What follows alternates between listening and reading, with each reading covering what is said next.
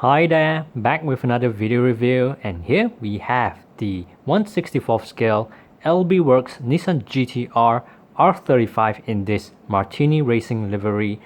Now just before I start the review, just want to share the packaging. So just a quick run through. So this is labeled as the 133rd model released by Mini GT.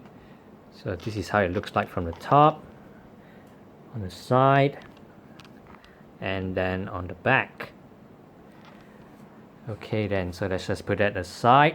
So yeah, just to start off, frankly, I was on the fence with this model. I mean, it just didn't really stand out for me compared to the other Mini GT R35 in my collection. But now that I have it in hand, I think, in terms of the design, in terms of the livery, I think, well done by Mini GT. However, there are actually a couple of defects on this model, so I'm a bit disappointed with that. But yeah, I'll run through those defects later on. So let's just start off the review from the side profile. So as you can see, this is an LB WORKS body. It has an LB WORKS body kit, so basically it has a white body design. So of course, the most notable feature would be the front fender, as well as the back fender and the spoiler. So in terms of the details, as with Mini GT, I don't think you'll be disappointed with what they've captured in this 1/64th scale. So even all these nuts or the dents, these are very nicely replicated. And then in terms of the wheels, it's got a very funky tire rims. And obviously with all Mini GT models, the tires are made out of rubber. And yes, it does roll very smoothly. And just to cover every angle of the side profile, so you've got some nice details with the door handle, even with the door lines. And I'm just gonna lift it up a little bit like this, so that you can see that even on the top, it's got some nice dents or markings up there. So it's not just a very flat or smooth surface. It just doesn't look like a toy. And yes, I will show you the first defect on this model. So on this side, it is quite visible that there is a paint scratch over here. So just start off zooming in so that you can see what I mean by the paint scratch. So yeah, this is, oh man, I mean, the QC on this model, I'm a little bit disappointed with that. Anyway, moving along to the front profile. So the details on the front are not bad. And I think you will also notice that there is no Gtr emblem or logo on the front. Well, this is actually quite normal, because I think a couple of the R35 LB WORKS produced by Mini GTs, the other models in my collection, some of them also have this missing feature, but I'm guessing this is probably how it looks like in real life. And as you take a look at the front headlamps, as you can see, these are actually plastic inserts. So I'll probably just tilt it upwards like so it'll be easier for you guys to just get an overall view of the headlamps as well as the front hood.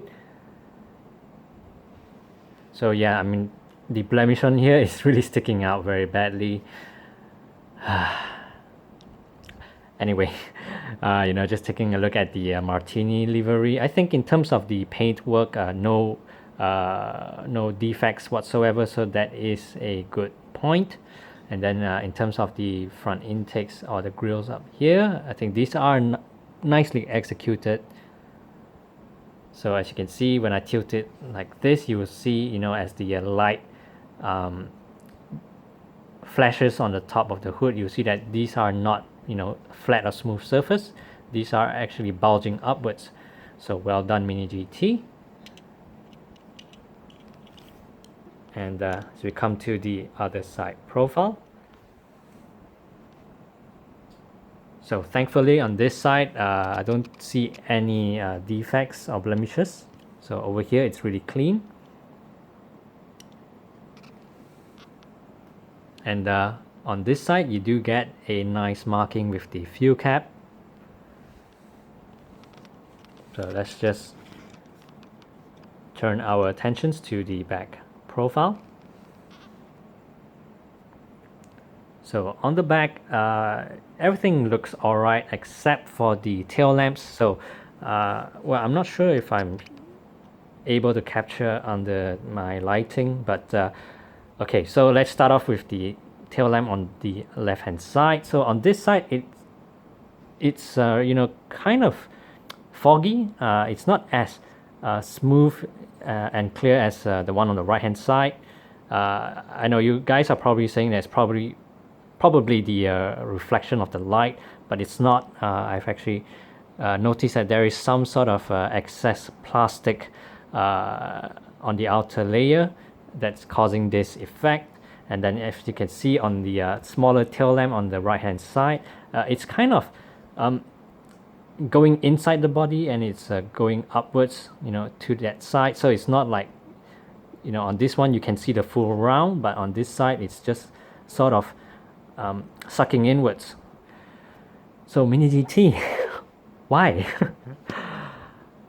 Man, a bit disappointed with the QC on this model, but as we cover the exhaust, no complaints here, thankfully.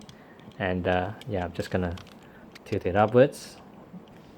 So in terms of the spoiler details, pretty nice. And as you can see with the Martini Racing livery, I think all the stripes are you know, well placed. I think it's yeah, really placed in the center, so it's not like it's slanting or sideways. And here is the top profile. So as you can see, as I've mentioned earlier, you know, in terms of the stripes, the paintwork, no complaints with that. And here is how the base looks like. So you do get quite a fair bit of details underneath. Well then, overall, I think this is probably one of the worst QCs, you know, for Mini GT models that I've collected so far. So yeah, I didn't expect that. But if you look past the QC issues, you know, I think in terms of the body design, in terms of the livery or the paintwork, yeah, I think Mini GT has done a pretty solid job with that. So Mini GT, please improve your QC. Well, I guess that's all for now. Thanks for watching.